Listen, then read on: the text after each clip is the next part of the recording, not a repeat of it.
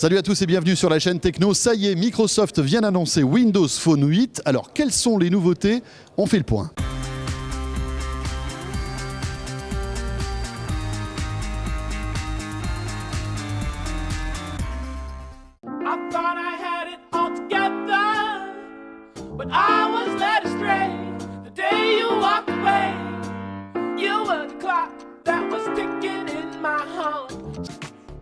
Et nous sommes encore au Palais de Tokyo, Jérôme. Oui, on commence à connaître l'adresse. Nous étions ici la semaine dernière pour le lancement de Windows 8 et Microsoft a choisi le même lieu donc pour Windows Phone 8. Ça y est, il est lâché dans la nature avec quelques nouveautés.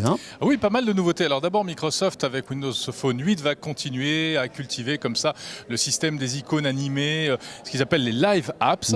Par exemple, nouveauté, on pourra mettre une application type Facebook, enfin une tuile en fait animée type Facebook maintenant en écran verrouillé.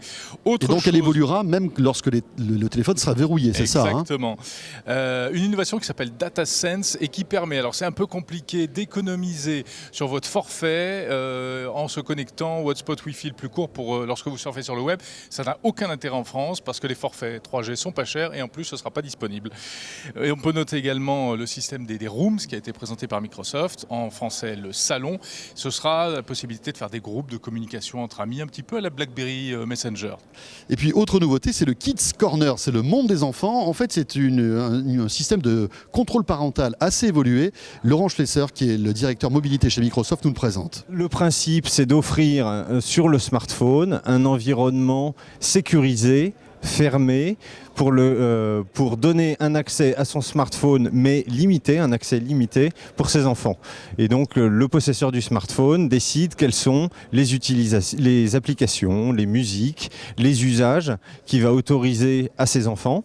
Et ces usages apparaissent dans un espèce de mini Windows Phone à l'intérieur de Windows Phone 8 et qui est un environnement auquel l'enfant a accès et ne risque pas d'aller faire des bêtises en achetant des applications, en appelant des gens qu'il ne faut pas appeler, en supprimant des messages qui sont importants. Donc il n'a plus accès au mail, à la fonction téléphone peut-être aussi. Donc il a accès aux fonctionnalités auxquelles on lui donne accès, c'est-à-dire en général ce pourquoi ça a été conçu, c'est donner accès à un certain nombre de jeux qui sont adaptés à son âge, un certain nombre de fonctionnalités du téléphone, prendre une photo par exemple, c'est tout à fait possible. Ça peut être avoir accès à certains sites web, ça peut être avoir accès à un ensemble de fonctionnalités restreintes et limitées. C'est plutôt conçu évidemment pour les petits enfants que pour les grands. Oui. Qui auront vite fait débloquer tout ça. Non, et puis qui eux ont la maturité pour savoir gérer leurs usages eux-mêmes. Voilà pour le Kids Corner qui... le monde des enfants en français. Voilà, le monde des enfants qui sera implémenté donc dans ce Windows Phone 8.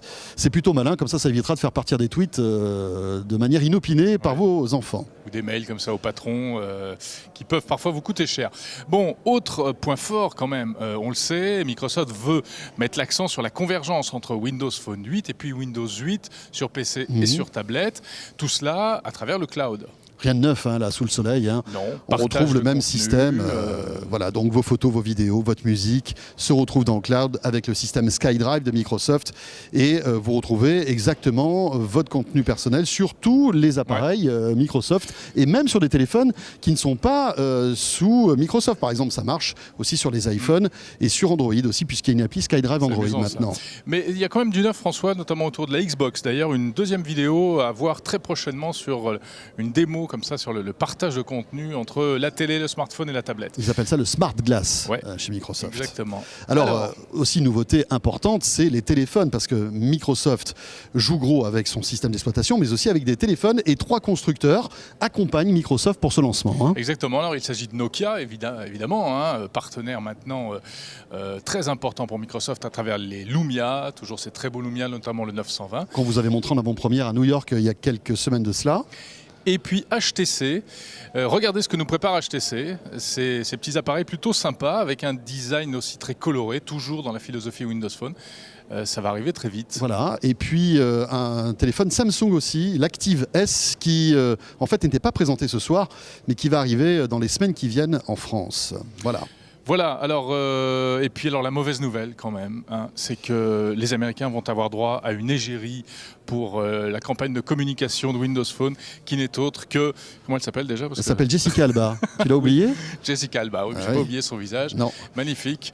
Elle était sur scène lors de cette keynote, mais on ne la verra pas trop en France apparemment, d'après ce qu'on a compris. Alors ce qui est amusant, c'est qu'on la voit en revanche dans tous les magazines People et elle essaie de se montrer avec son téléphone Windows Phone. Ah, c'est l'égérie de Windows Phone. Voilà, je pense qu'il doit y avoir quand même un sacré contrat entre Jessica Alba et Microsoft.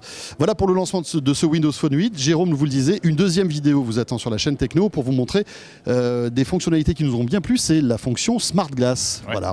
À demain.